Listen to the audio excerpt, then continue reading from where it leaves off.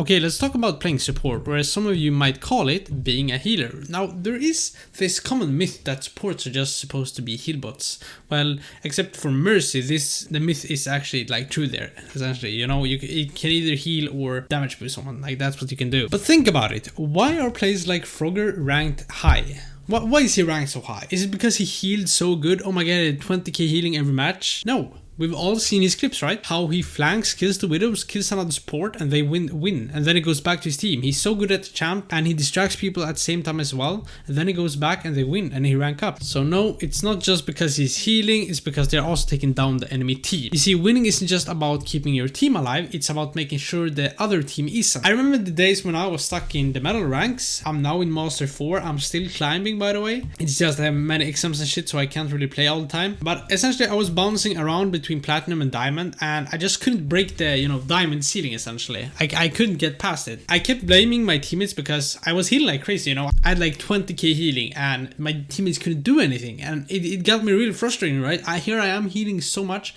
but we don't even win. The other supports had 10k healing and they win. How does that work? So yeah, I just kept blaming my teammates. This made me feel totally powerless. Then I stumbled upon what I would call like the holy grail of Overwatch educational content. It's a YouTube channel that really flipped my whole perspective of how you play Overwatch and some characters and some roles. I realized that I had been playing supports wrong, like the whole time I'd been playing them wrong. After watching this, I realized I'd been, you know, narrowing down the support role to just being healing. And when my teammates died, I just went into spawn switch to someone who could heal even more. And I was thinking that was the solution to it, but obviously it wasn't. And I think a lot of you can feel the same, how you just feel powerless. You heal, but somehow the enemy team just kills them and your team doesn't. So who was this really changed my perspective on this all? It was the YouTuber Awkward now. I know he has been in some drama and he has some takes on shit that people may not like, but when it comes to this educational content, it is great. You have to look past what you disagree with him on. He has this unranked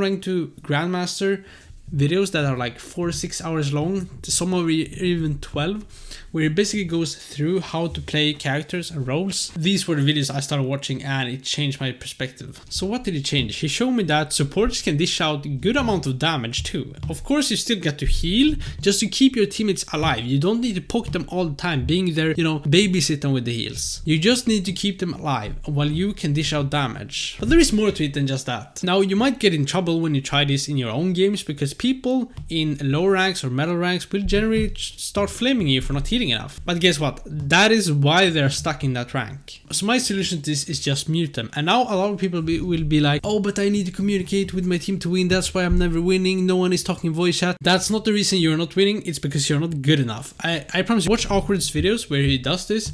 I know he's mechanical superior to us and positioning and everything, but he doesn't talk anything and they win. And people barely talk in his team. Because I started playing DPS Moira. I haven't told you yet, but I started playing DPS Moira essentially, and I just rushing through the ranks right now, right? I'm in Master 4 currently, and I just don't talk. Because in the beginning, people started being like, Moira, you need to do damage. As soon as someone write to me like, Moira, you need to heal more.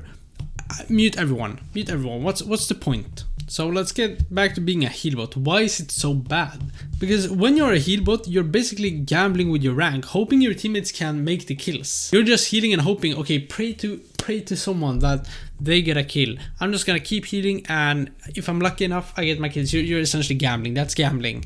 Okay, so what Awkward teach is then essentially we should start doing damage instead of just healbotting. And when you do this, you get control. So you want to dish out damage. After watching this video, I want you to go and watch Awkward's videos on how he plays these supports. Because what you want to do is dish out damage. Do damage, right? Because look at it like this. If you are on their backline as Moira, shooting both their supports, now the supports need to heal each other. Maybe even another DPS has to join in and cover for them. That leaves 2 people shooting at your team, and then you don't need to heal your team as much. So basically what you're doing, you're putting pressure at a very weak point, the supports in their team, which means your team won't be pressured as much essentially. So you won't need to heal as much. It's such a simple concept actually when you think of it. It's such obvious. For some reason we don't think about it. We don't think about it, and I didn't think about it. A lot of people don't think about it. A lot of people still healbot. I go up against people in comp where I play Moira and they heal and I do damage and they have so much more healing than me and I kill them every time. I mean, I win every time.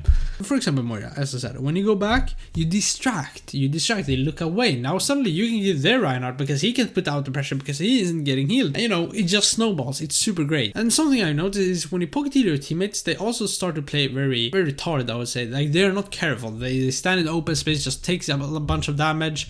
But when you say to them, I'm not gonna heal you, I'm gonna heal you when I can, you know, when you're critical and shit, they start playing more safe, essentially. And this just takes away a lot more pressure, because that's why people are in the metal ranks they are, right? Because they just stand in open space, or because they want pocket heal all the time. Their positioning, which they should be punished for, they make up for by just getting healed. But with doing that, they're taking resources from their team, and they can't pressure as much as the enemy team can that shoot at you. But when you should heal, the times you should heal is either when you don't have anything better to do, or when they are critical. You want to keep them alive, as I said before. Heal them when they're critical. That's a pretty good indicator. But remember that this way of playing, like dishing out damage on the enemy supports or enemy squishes, right? I'm gonna give you some concrete examples. But for example, with Moira, you want to go to an off angle, right? Like, don't go in the main, go to an off angle where you can shoot someone. You have a pretty long range, right?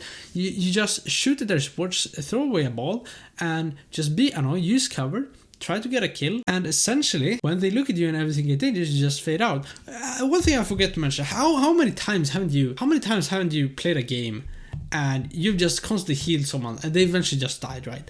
Wouldn't it be better if the people who shot at him, maybe you kill them? Like, there's so many times there's people shooting at my tank or support or thing, and I just killed them both instead. Sure, my Ana died, but I got 2 kills from it. But if I had just healed my Ana, they would have killed her, and they would eventually have killed me, because no one was shooting at her. It just has so many more benefits of just doing damage. But so yeah, that's for Moira. You know, you go in off angle, do some damage, jump back. When you're ult, you want to fade in behind them, shoot a ball first, fade in behind them and use ult, and just shoot their supports. What do they have to do? The supports have to heal each other. People will look back at you, your team can just run them over, essentially. Like, this is just, go watch Awkward's video after this, but this is what I've learned so far. I just want to share with you guys. I'm still climbing the rank. I'm gonna share everything I learned with you. Now with Ana, you want to take more, you can take small fingers with her as well.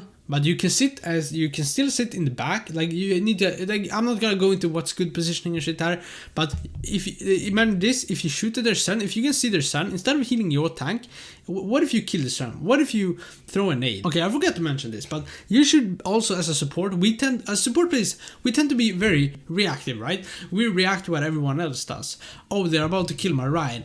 I nade him, I heal him, I sleep this because he was jumping at me, you know? We need to start being more proactive. We are very reactive, but we want to be more proactive.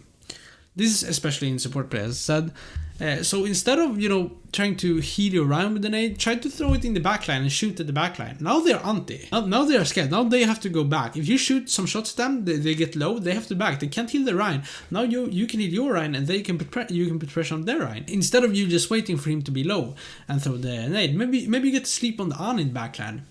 Now they don't have Ana for 5 seconds, or you can set up a kill with your Genji, but instead you use your sleep to defend yourself against Genji that comes once every 60 seconds. So yeah, that's for Ana. With Illaris, it's the same thing. Dish out damage. You have a healing pylon that can heal the rest of your team. Just dish out damage. Damage. That's what he's going through. Like, this is what I've learned from watching him. The Sen is the easiest hero to do this with, because you don't need to be active to heal. You just put an orb on someone and then you just dish out damage. It's the same. Life Weaver is a bit complicated. I haven't really watched the gameplay. I haven't really played him, but yeah, I hope this helped. This is essentially how you want to play supports. Don't healbot. Don't be a healbot. It's not gonna get you anywhere. Some people have made it far, but they have either probably had a duo they play with, because otherwise it's just gamble. I'm gonna heal and hope my team is better than their team.